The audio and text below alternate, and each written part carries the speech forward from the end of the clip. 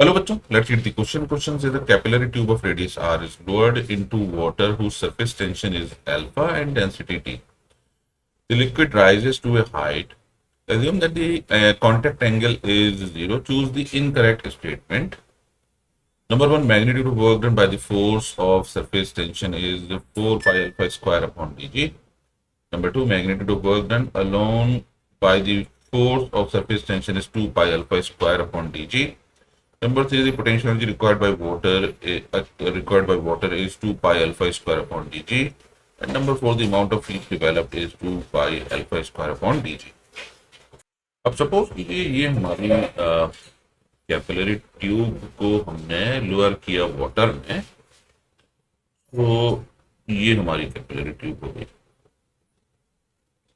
अब इस capillary tube में जब तो पानी राइज करके ऊपर जाएगा, लेट्स से ये गया राइज करके ऊपर टू हाइट एच,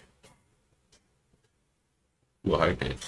अब हम जानते हैं कि हाइट होती है that is given by H is equals to 2t cos theta divided by r rho into जी।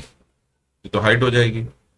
अब यहाँ पर डेंसिटी है d, सरफेस टेंशन है अल्फा, से ये हो जाएगा 2 अल्फा cos 0 इज 1 अपॉन यहाँ रेडियस दे रखा है r, डेंसिटी है d, और ये हो जाएगा, ये तो हो जाएगी हाइट। अब यहाँ कह रहे हैं magnitude of work done by force of tension, तो इसने क्या किया, इसकी पोटेंशियल एनर्जी को इंक्रीज कर दिया, तो इसका जो सेंटर ऑफ मास होगा वो h/2 पर होगा। तो centre of mass is at h/2, और सरफेस टेंशन ने जो वर्क किया है, तो सरफेस टेंशन जो वर्क करेगा, work done by surface tension, क्योंकि सरफेस टेंशन कांस्टेंट है, तो it is T into 2 pi R, यानी surface tension 2 pi R multiplied by H.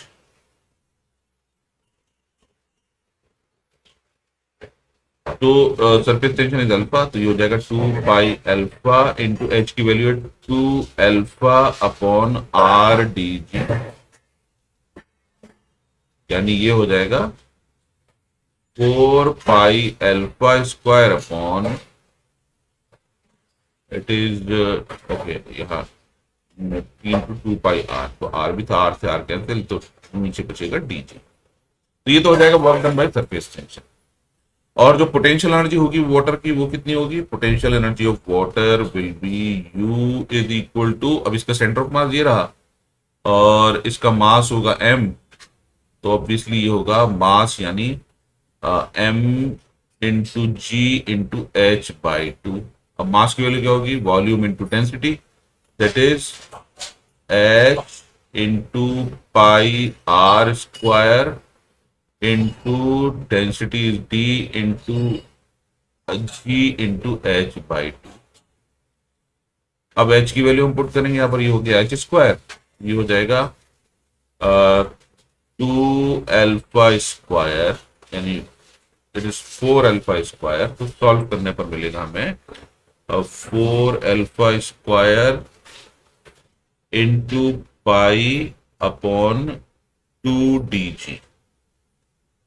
Alright, तो यहां पर 2 से 2 कैंसिल हो जाएगा, ये आ गई potential energy 2 alpha square pi upon dg। तो ये पोटेंशियल एनर्जी है, यानी this is the work done by gravitational force. तो अब हमें ये मालूम है, तो ये मालूम है कि ये जो एनर्जी है ये हाफ है वर्क डन की, तो हाफ ऑफ वर्क डन मतलब आधी एनर्जी लॉस हो गई, तो हमारा पहला स्टेटमेंट सही है। दूसरा गलत है, potential energy required by water is this, तो ये बात सही है। The amount of heat developed is this one, ये बात भी सही, तो हमारा सही आंसर होगा 2। I hope you understood the solution. Thank you.